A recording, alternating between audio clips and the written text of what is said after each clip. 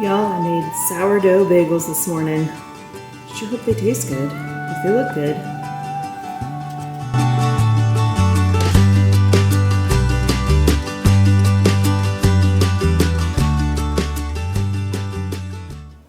Good morning, garden friends. It's Heather at Bush Poppy Farm. I am going to do a whole bunch of stuff today, including starting more seeds, clearing out the beds in the front garden, even though it pains me to do so that I can transplant all my broccoli and Brussels sprouts and other stuff that's in there in the greenhouse ready to go.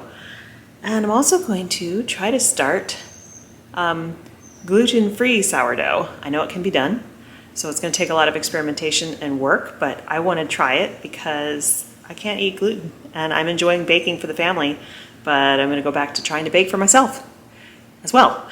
So first step is I have a gluten-free sourdough starter, and we use brown rice flour, and you just do it the same way, but the baking process, like the prepping the dough process, is completely different. So stick around, I'll let you know how that goes.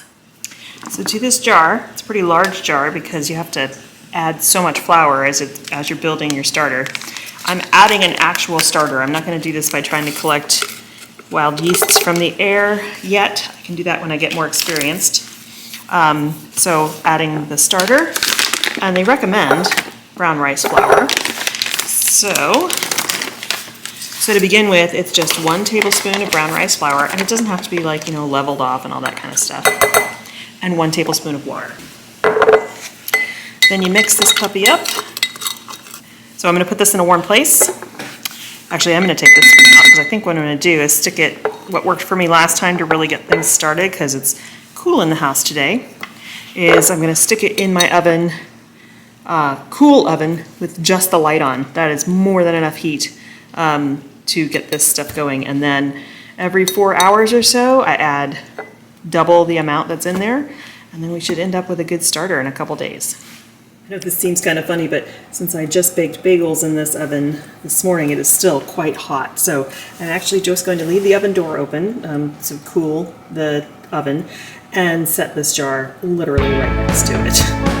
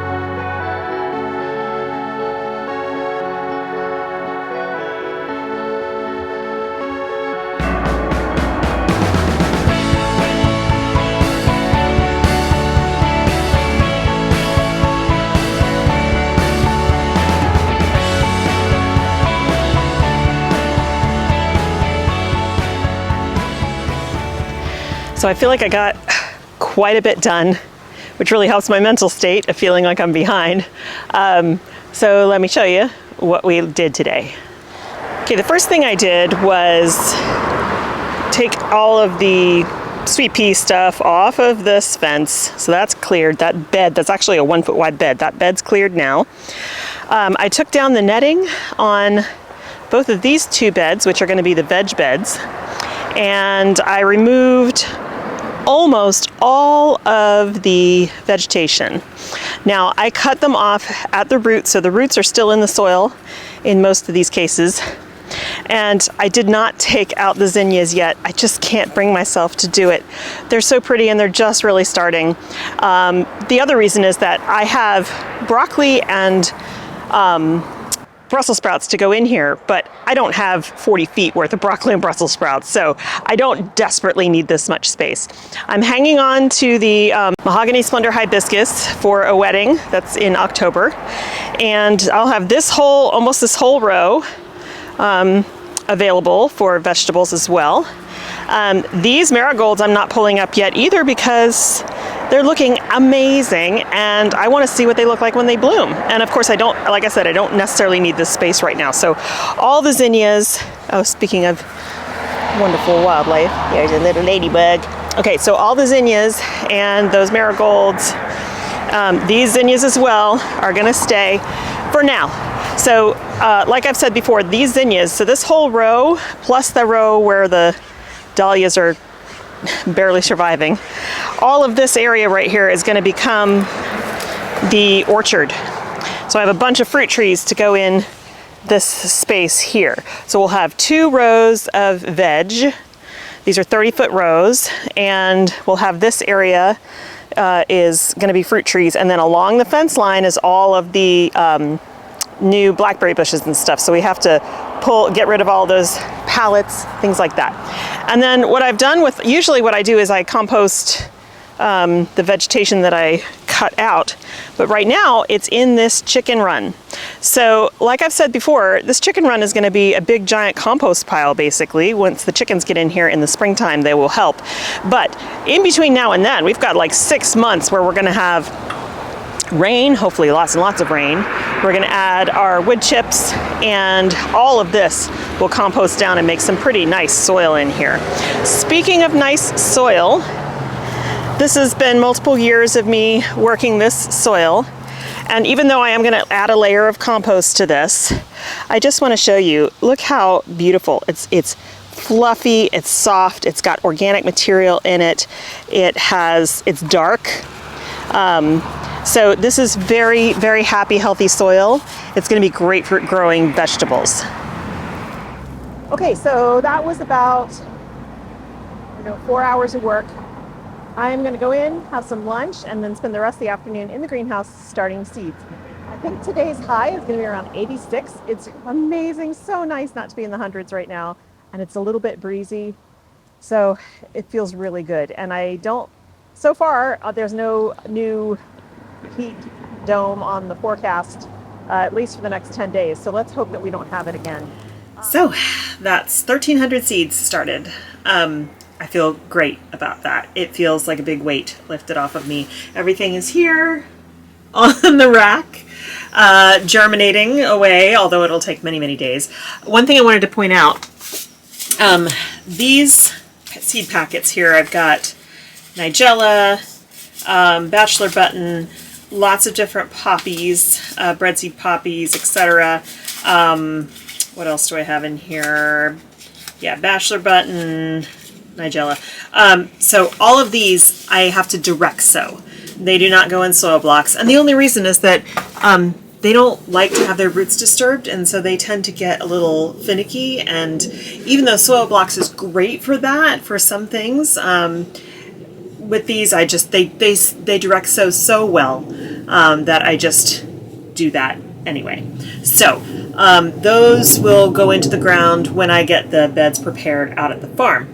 Speaking of the farm, we are going tomorrow, we meaning the family, Mike and I and the kids, and we're going to get some more work done on the hoop house, hope to get some work done on digging the holes for the sleeves for the gates, and I am going to be taking up all the netting, just like I did today, here, pulling up all of the irrigation, cutting all of the what's left of the flowers there off at the base, but leaving that material on the beds, on the bed tops. And then I'll go through with a shovel and scoop up all the straw and everything that's in the pathways and put that on top of the bed tops. And then I'm going to bring the silage tarp and cover the entire upper field. And I'm going to leave it like that until mid-October, when it's time to take the silage tarp off. At that point, we will broad fork each bed, add about 2 inches of compost, and then we'll be ready to plant directly into that.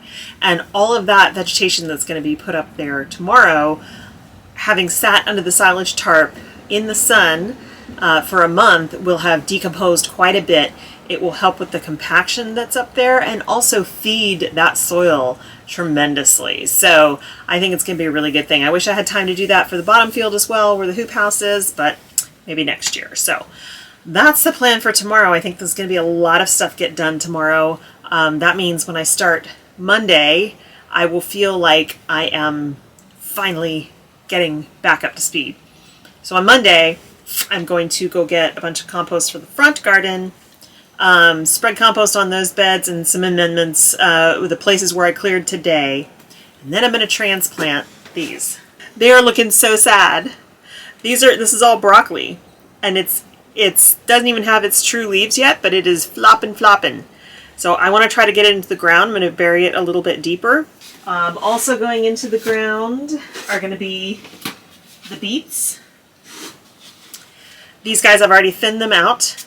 There is a single beet now in each of these. These are 2-inch soil blocks. See, this one didn't make it, so it's not even worth, I'm not going to mess with that.